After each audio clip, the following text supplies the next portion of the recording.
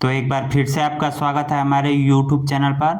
आज के इस वीडियो में हम जानेंगे कि शादीशुदा महिला का जाति प्रमाण पत्र कैसे बनाएंगे ताकि रिजेक्ट ना हो और हमारा प्रमाण पत्र 10 दिन में बनकर रेडी हो जाए।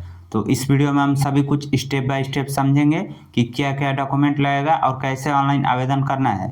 तो चलिए वीडियो को स्टार्ट करते हैं। तो जाति प्रमाण पत्र ऑनलाइन करने के लिए सबसे पहले जरूरी डॉक्यूमेंट की बात करें तो महिला का आधार कार्ड रहना चाहिए, फिर महिला के पिता का भी आधार कार्ड रहना चाहिए, फिर उसके बाद महिला के पिता का जमीन का रसीद रहना चाहिए। यदि ये 3 डॉक्यूमेंट है तो आप ऑनलाइन आवेदन कर सकते हैं। तो चलिए कंप्यूटर स्क्रीन पर आगे का प्रोसेस देखते हैं। तो इसके लिए सबसे पहले आपको गूगल में आना है और यहाँ पर सर्च करना है सर्विस प्लस बिहार। उसके बाद पहले नंबर पर जो वेबसाइट आएगा इस पर आपको क्लिक करना है। अब क्लिक करने के बाद कुछ इस प्रकार का वेबसाइट खुल जाएगा।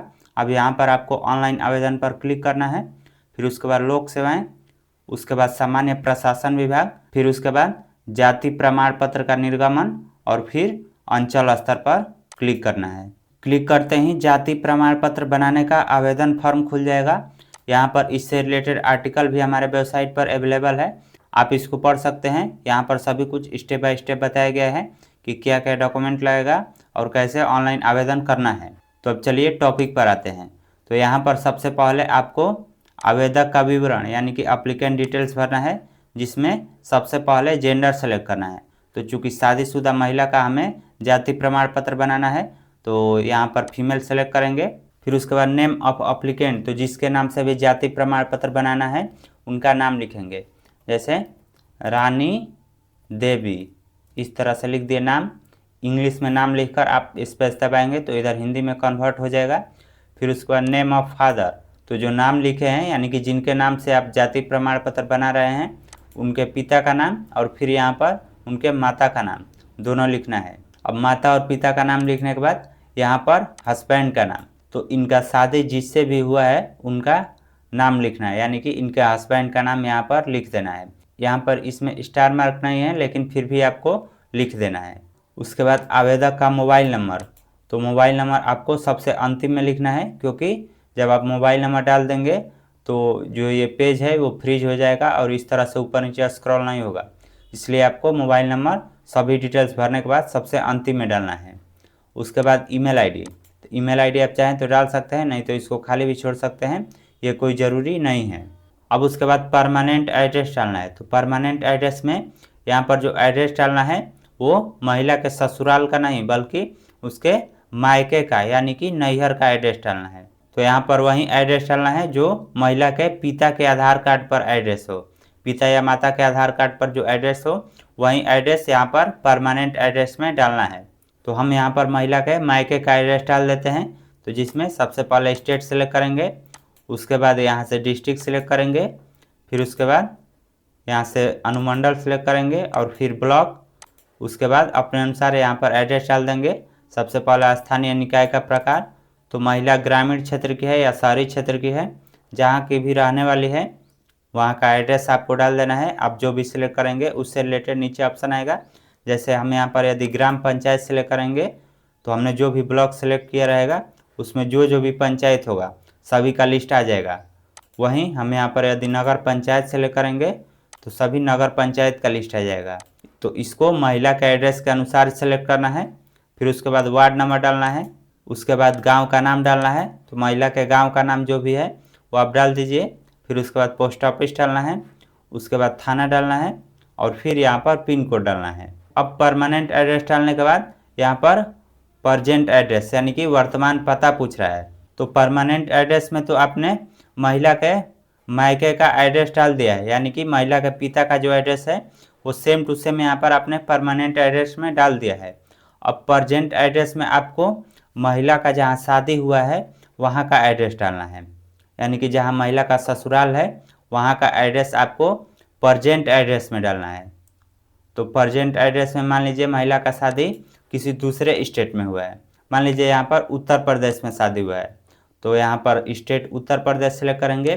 फिर उत्तर प्रदेश का जो भी एड्रेस है, जो डिस्ट्रिक्ट है, जो अनुमंडल है, जो ब्लॉक है, वो अपने अनुसार सेलेक्ट करना है। फिर उसके बाद यहाँ पर वार्ड नंबर डालना है, फिर गांव का नाम, फिर पोस्ट का नाम, फिर थाना, फिर पिन कोड, उसके बाद यहाँ पर आवेदक का फ़ोटो, तो आवेदक के फ़ोटो में आपको महिला के पासपोर्ट साइज फ़ोटो पर उसे सिग्नेचर करा लेना है। यदि वो सिग्नेचर करना नहीं जानती है तो उनका जो थंब इम्प्रेशन है वो फ़ोटो ऊपर नीचे लगा देना है और फिर उसको स्कैन करके यहाँ पर अपलोड करना है। अब फ़ोटो अपलोड करने के बाद यहाँ पर पेशा पूछ रहा है कि महिला क्या करती है। तो यदि महिला घर का काम करती है तो हाउस वाइफ यहाँ पर सेलेक्ट कर सकते हैं, या फिर यदि फार्मर है तो फार्मर सेलेक्ट कर सकते हैं। तो इसको अपने ज़रूरत के अनुसार यहाँ पर सेलेक्ट करना है। तो हम यहाँ पर फार्मर सेलेक्ट कर लेते हैं। अब फार्मर सेलेक्ट करने के बाद महिला का जाति पूछ रहा है, तो जाति में सबसे पहले कैटेगरी सेलेक्ट करना है कि किस कैटेगरी से आती है। तो जैसे मान लीजिए हम यहाँ पर ओबीसी कैटेगरी सेलेक्ट करते हैं, फिर उसके बाद कास्ट सेलेक्ट करते हैं। यहाँ से जो भी महिला का कास्ट है वो कास्ट सेलेक्ट कर लीजिए। उसके बाद सब कास्ट में यदि दिखा रहा है तो इसमें से सब कास्ट सेलेक्ट कीजिए, नहीं तो इसको आप छोड़ सकते हैं। अब उसके बाद जाति प्रमाण पत्र के साक्ष्य हेतु निम्नांकित अभिलेख समुचित माने जाएंगे। तो यहाँ पर महिला के पिता का जो एड्रेस है वहाँ का जमीन का रसीद अपलोड करना है, जिसमें बहुत सारा ऑप्शन दिए गए हैं। पहला जो है वो खतियान है, दूसरा दान पत्र, तीसरा भूमि संबंधित दस्तावेज, चौथा भूमिहीनों को आवंटित जमीन से संबंधित अभिलेख और पांचवा अन्य राजस्व अभिलेख।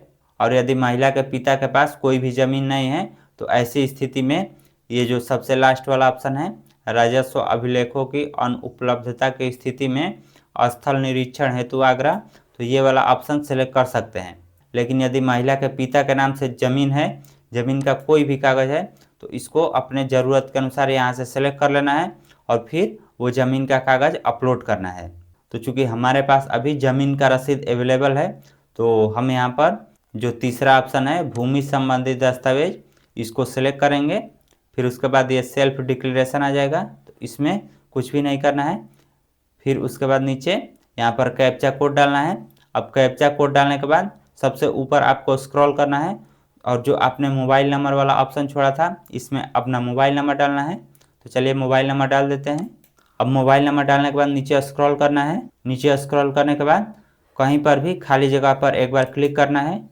जैसे ही क्लिक करेंगे तो आपने जो नंबर डाला होगा उस पर OTP कोड जाएगा, तो OTP कोड यहाँ पर डालना है और फिर वैलिडेट पर क्लिक करना है। अब वैलिडेट करते ही हमारा OTP वेरीफाई हो जाएगा, तो हम ओके पर क्लिक करेंगे। फिर कैप्चा कोड डालेंगे। कैप्चा कोड डालने के बाद यहाँ पर नीचे प्रोसीड का जो ऑप्शन दे रहा है इस पर क्लिक करेंगे। फिर यहाँ पर कुछ मैसेज आएगा तो इसको ओके पर क्लिक करेंगे। अब ओके पर क्लिक करते हैं इस प्रकार से सारा डिटेल्स आ जाएगा। तो फिर आपको अटैच पर क्लिक करना है। अटैच पर क्लिक करने के बाद 2 डॉक्यूमेंट यहाँ पर अपलोड करने का ऑप्शन दे रहा है। सबसे पहले आवेदक का पहचान दस्तावेज, तो पहचान दस्तावेज में आप आधार कार्ड सेलेक्ट कीजिए। फिर उसके बाद महिला का आधार कार्ड और उसके पिता का आधार कार्ड दोनों को एक ही पेज पर स्कैन करके ऊपर नीचे सेट कर लेना है और फिर उसके बाद उसको यहाँ पर अपलोड करना है। एक ही पेज में आपको महिला का भी आधार कार्ड दोनों साइड का और महिला के पिता का भी आधार कार्ड दोनों को स्कैन करना है और फिर उसके बाद उसको यहाँ पर सेलेक्ट करना है। ठीक है। अब उसके बाद राजस्व अभिलेख भूमि संबंधित दस्तावेज, तो इसमें चूँकि ज़मीन का रसीद हमारे पास अवेलेबल है महिला के पिता के नाम से, तो हम यहाँ पर ये सिलेक्ट करेंगे और फिर महिला के पिता के नाम से जो ज़मीन का रसीद है उसको यहाँ पर सेलेक्ट करेंगे और फिर अंतिम में सेव पर क्लिक करेंगे। अब सेव पर क्लिक करते ही इस प्रकार से सारा डिटेल्स आ गया है और उसके बाद हमने जो भी डॉक्यूमेंट अपलोड किया है यहाँ पर उसका लिंक भी आ गया है, आधार कार्ड और फिर भूमि संबंधित दस्तावेज। इस पर बारी बारी से क्लिक करके आप देख सकते हैं कि आपने जो भी डॉक्यूमेंट अपलोड किया है वो सही है या नहीं। फिर उसके बाद अंतिम में सबमिट पर क्लिक करना है। अब जैसे ही सबमिट पर क्लिक करेंगे तो इस प्रकार का रिसीविंग आ जाएगा। फिर नीचे स्क्रॉल करना है। उसके बाद अंतिम में एक्सपोर्ट टू PDF पर क्लिक करना है। अब क्लिक करते ही रिसीविंग डाउनलोड हो जाएगा। फिर यहाँ पर आप देख सकते हैं कि आवेदन की तिथि आज का है, उसके बाद ये आवेदन संख्या है, फिर उसके बाद सेवा प्रदान करने की तिथि लिखा गया है और ठीक इसके नीचे आपने जो जो भी डॉक्यूमेंट अपलोड किया है उसका भी डिटेल्स दिया गया है। तो इस तरह आप भी जाति प्रमाण पत्र के लिए ऑनलाइन आवेदन कर सकते हैं। फिर 10 से 15 दिन बाद आप इसको डाउनलोड भी कर सकते हैं। जब ये प्रमाण पत्र बन जाएगा तो आपके नंबर पर मैसेज भी आ जाएगा कि जो आपका प्रमाण पत्र है वो बनकर तैयार हो चुका है, आप डाउनलोड कर सकते हैं। तो इस तरह आज के इस वीडियो में आपने जाना कि शादीशुदा महिला का जाति प्रमाण पत्र कैसे बनाते हैं। तो यदि आपको इससे रिलेटेड कोई क्वेश्चन पूछना है तो कमेंट करके पूछ सकते हैं।